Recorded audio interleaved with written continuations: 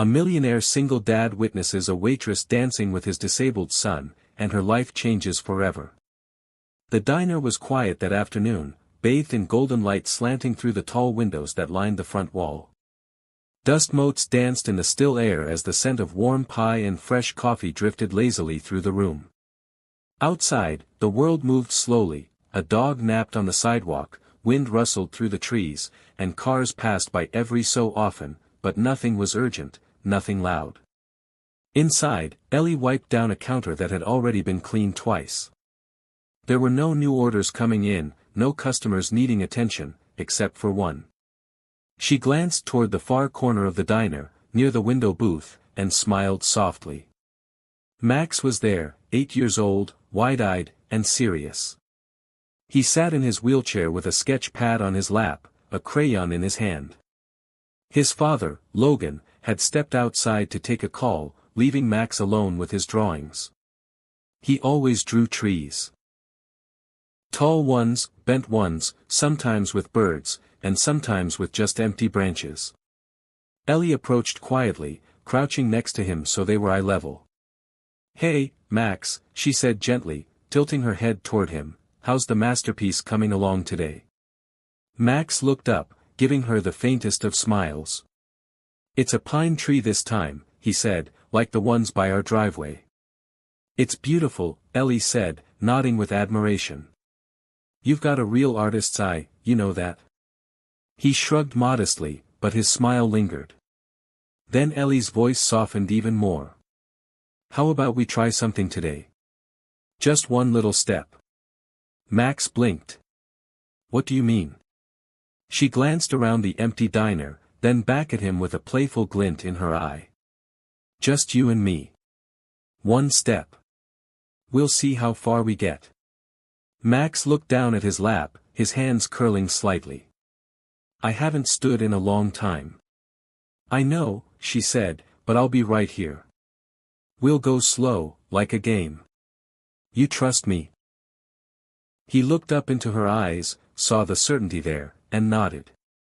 Ellie stood and gently moved his sketch pad aside. She positioned herself beside him, reaching out with both hands. "Okay, buddy, ready?" Max took a deep breath, his small hands wrapping around hers with careful precision. Ellie braced one foot behind her and pulled gently, encouraging Max to lean forward. His arms shook, and his legs barely moved, but then, slowly, shakily, he pushed down on the footrests and began to rise. His knees trembled. Ellie steadied him. "You're doing amazing. Just breathe." Max's legs were stiff, reluctant, but he was upright, wobbling but standing for the first time in almost 2 years. His eyes widened. "I'm up." "Yes, you are," Ellie beamed, holding his hands tightly. "Look at you, Max."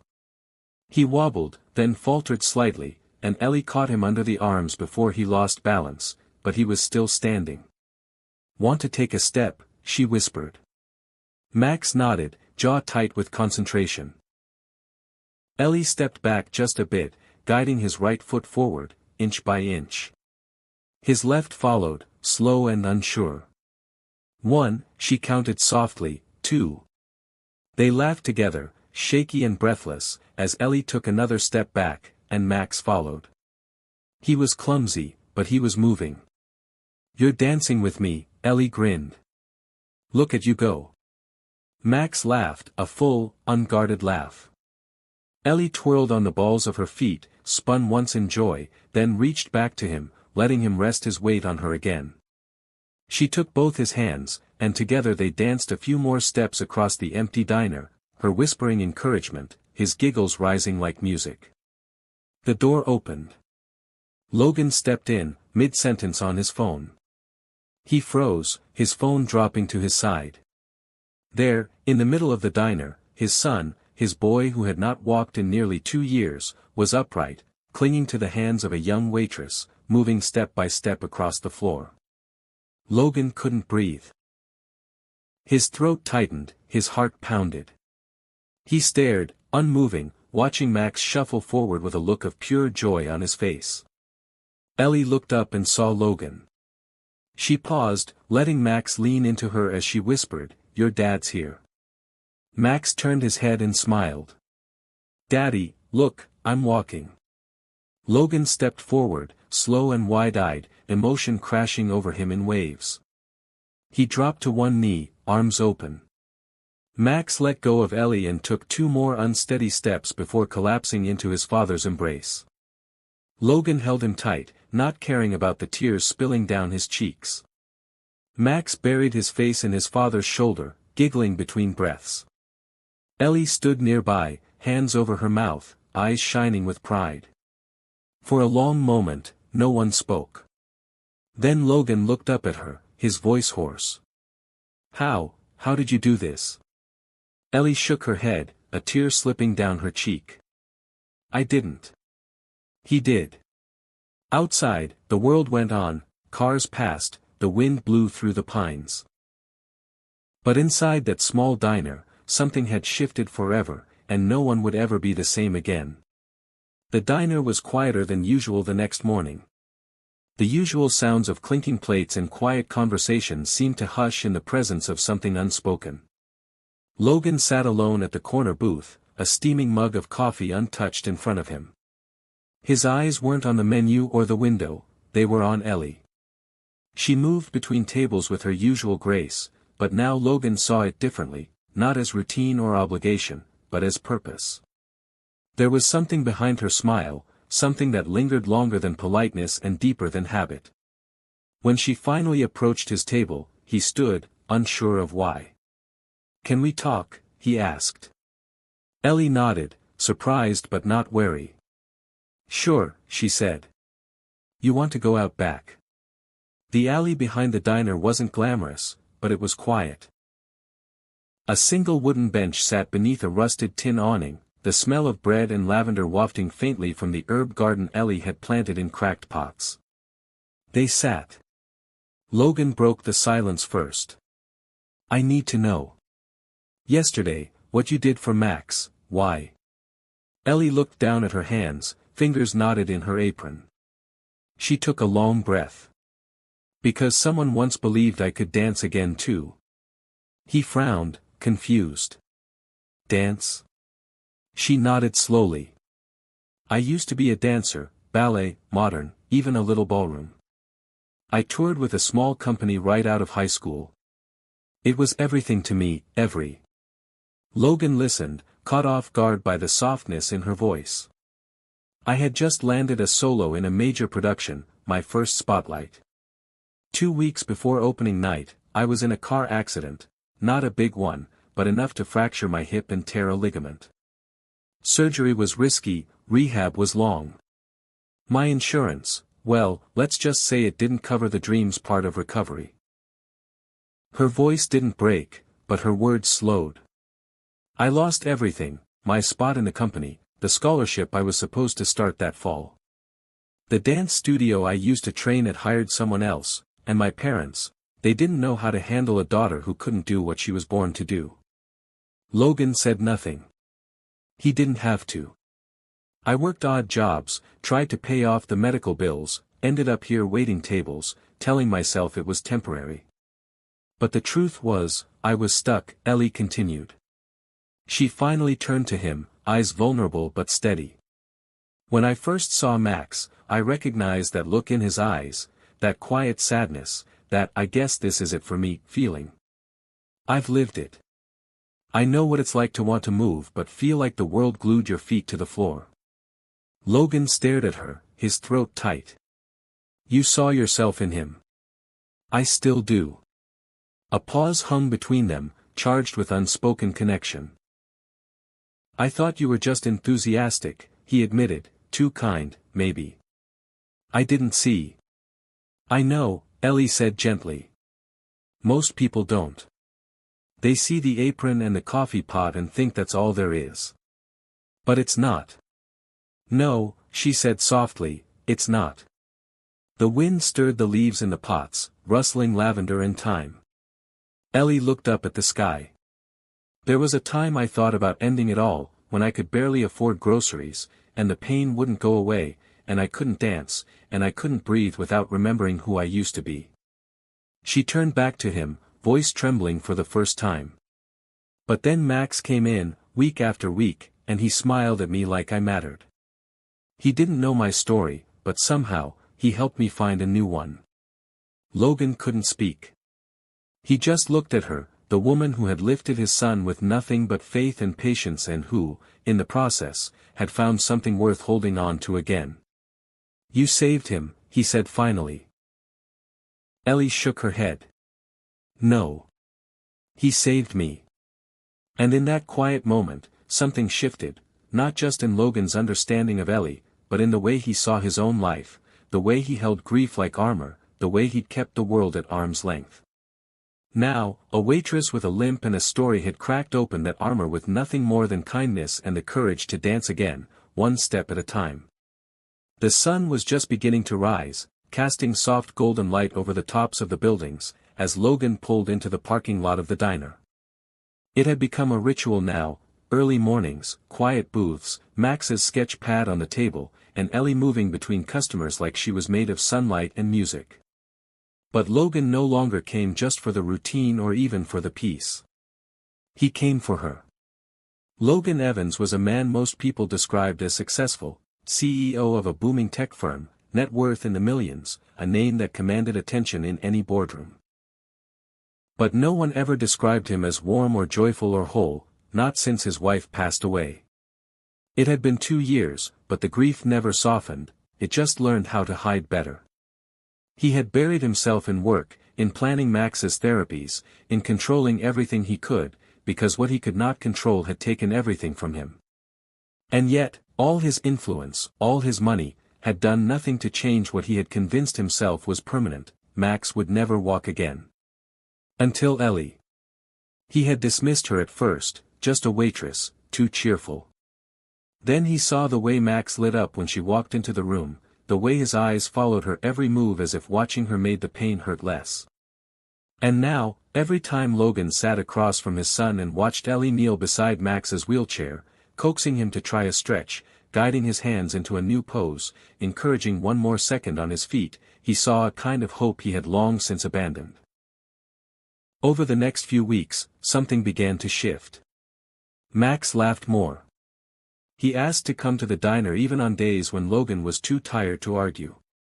He started humming songs Ellie had played on the radio while she worked.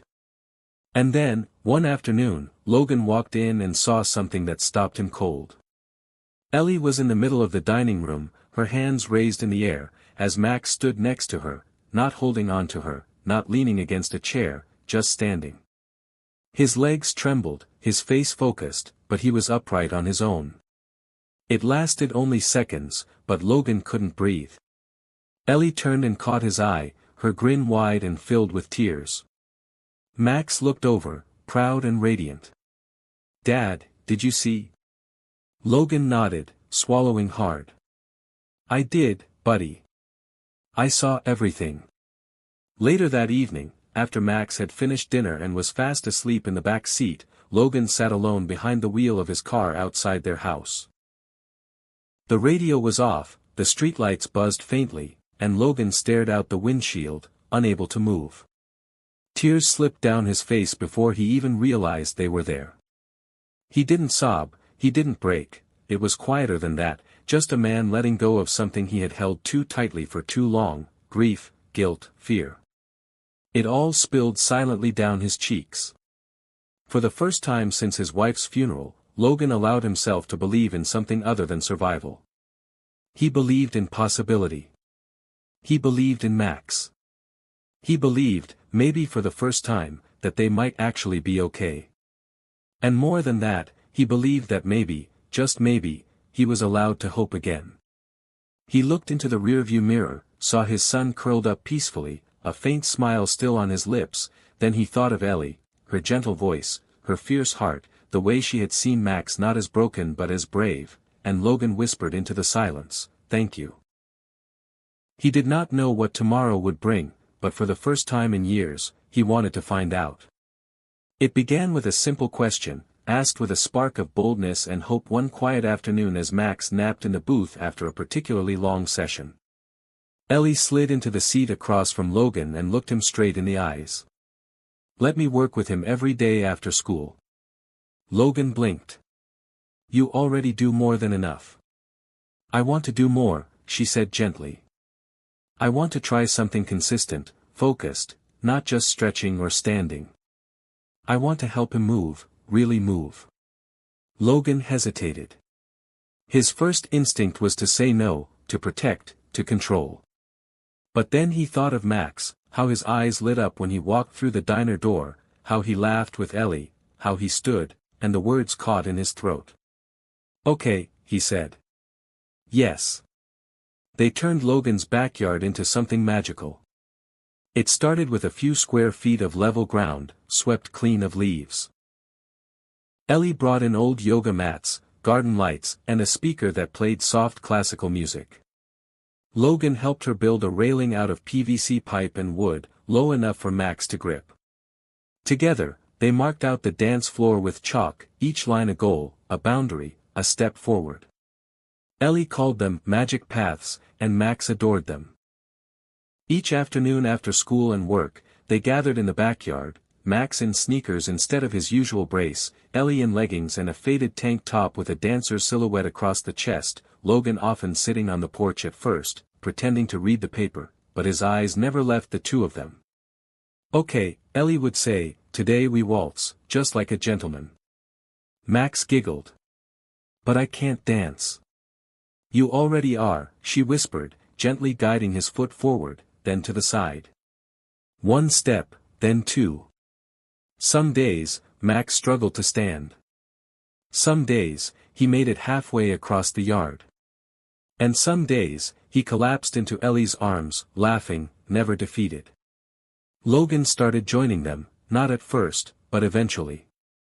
Ellie would catch him rolling up his sleeves, dragging a rake across the grass, quietly clearing space so Max would not trip. Then, one day, he picked up Max's other hand, and they walked 3 steps together, father, son, and a woman who was no longer just a waitress. There were moments, brief but bright, when Logan and Ellie would lock eyes across the yard, not with flirtation, but understanding, a look that said, we're building something together. One golden evening, as the sun dipped low and painted the backyard in copper and amber, Max sat on the edge of the mat and looked up at his father. Dad, he said, do you think Mom can see me now? Logan froze. Ellie did too. He knelt beside his son and nodded slowly. I think she sees you every day. Do you think she's proud? I think, Logan whispered, brushing a hand through Max's hair, she's never been prouder. That night, Ellie stayed a little longer. Max had fallen asleep on the couch after dinner, and Logan walked her to her car. The porch light flickered, casting a warm halo around them. Thank you, he said quietly, for giving him back a part of his life. Ellie looked at him, her voice soft. He's giving it back to me too. They stood in silence for a moment, something unspoken passing between them. Then she left. Hours later, unable to sleep, Ellie returned. She had forgotten her phone charger on the porch. She parked quietly, not wanting to wake them, but as she stepped toward the porch, she stopped. The yard was dimly lit by moonlight, and there, in the middle of the chalk-lined floor, stood Logan. He was on his knees, his hands clasped in front of him, his head bowed low. She could hear his voice, carried softly through the stillness. Please, he whispered, please, just let him dance once in his life. Not for me, not for her, just for him. He deserves that. Ellie stood still, her heart aching. She had seen Logan's strength, his anger, his control, but never this raw, beautiful, breaking plea.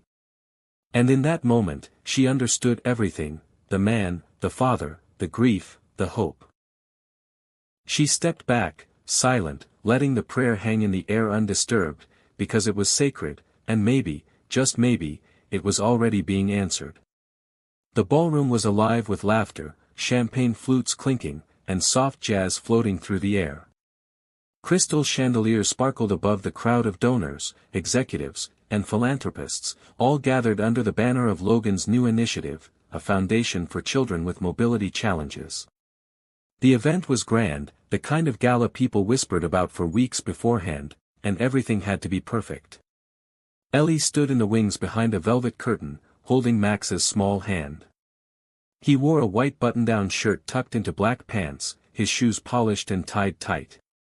She knelt in front of him, straightening his collar with a gentle touch. "You sure you're ready for this?" she asked, her voice a whisper beneath the music. Max nodded, his eyes wide but calm. "I practiced every day." Ellie smiled, heart pounding. "You remember the steps? 1, 2, hold, pivot," he recited. "That's my guy," she whispered. She squeezed his hand and kissed the top of his head. "Let's show them." On the far side of the ballroom, Logan was mid-conversation with a major donor when he glanced toward the stage and saw the movement behind the curtain. His brow furrowed. The performance wasn't scheduled yet, just a brief musical interlude, nothing more. Then the lights dimmed. A hush fell over the room as the MC stepped forward. "Ladies and gentlemen," she said, "before we continue, we'd like to share a small but very special surprise." The piano began, soft, delicate notes flowing like water. Logan turned toward the stage just as the curtain opened, and Max stepped out. Logan froze. His son was walking, no braces, no wheelchair, his steps slow, careful, measured. The crowd held its breath, watching as Ellie followed behind him, one step at a time, her hands poised gently at her sides, ready if he stumbled. Logan took a step forward. Panic flickered in his eyes, his voice caught in his throat. "Ellie, what are you doing?" But then Max turned his head, his eyes finding his father's in the crowd. He smiled. "I want to try," he said loudly, clearly, over the quiet music, "for you and for her." Logan's heart clenched. The music swelled. Max took another step, and another, 6 in total, slow, deliberate, but upright. When he reached the center of the stage, Ellie joined him, taking his small hand in hers, and then, softly, they turned, one pivot, one full circle, a dance, not flawless, not smooth, but real, joyful, alive. The audience gasped, then erupted into applause, cheers, tears. People stood, phones rose to capture the moment, but Logan didn't move. He just watched, his hand pressed over his heart, his eyes burning with emotion. Max was laughing now, eyes shining under the stage lights. Ellie twirled beside him, then knelt beside him, letting him lean on her as they both took a bow. The applause thundered. Logan took a slow step forward, then another. When they reached the edge of the stage, Max reached for him. Logan scooped him into his arms without hesitation, holding him close, too choked up to speak. "You did it," he whispered against his son's hair. "You really did it." Max grinned. "We did it, me and Miss Ellie." Logan looked at Ellie then. She stood nearby, wiping a tear from her cheek, her smile soft but radiant. He mouthed the words, "Thank you." She didn't respond with words. She just nodded, because some moments didn't need anything else. That night, under the shimmering lights of the ballroom, something more than a performance had taken place. A boy had danced, a father had believed, and a woman who had once lost everything had just helped create something unforgettable, not for attention, not for applause, but for love. And the music, gentle, eternal, played on in their hearts. The days that followed the gala glowed with a quiet, lingering magic. Logan and Ellie began spending more time together, no longer under the structure of therapy sessions or quiet diner chats, but on long evening walks, shared dinners at Logan's home, and laughter that came easily, naturally.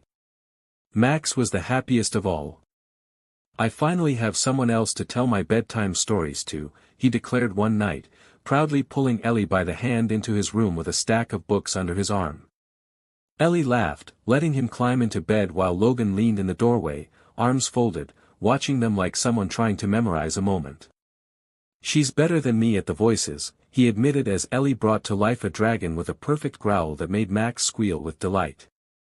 As the weeks passed, they fell into a rhythm, not perfect, not scripted, but real. Then, one morning, a letter arrived for Ellie. She opened it at the kitchen table, her fingers trembling slightly. Max and Logan looked on, curious. When she read the words aloud, her voice cracked.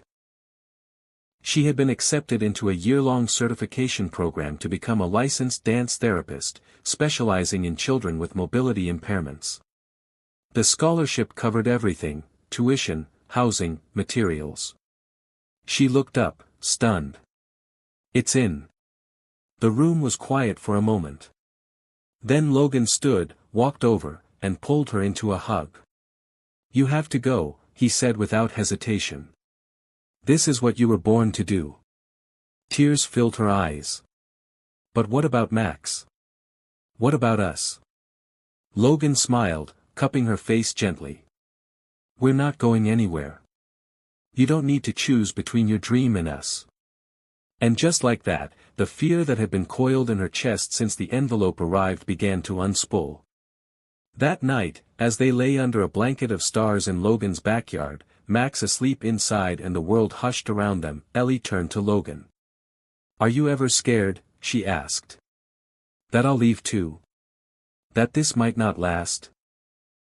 He was silent for a beat, the moonlight catching the edge of his jaw. Then he looked at her. "I'd rather love and lose you," he said quietly, "than never try." Her breath caught, because that was the thing with Logan.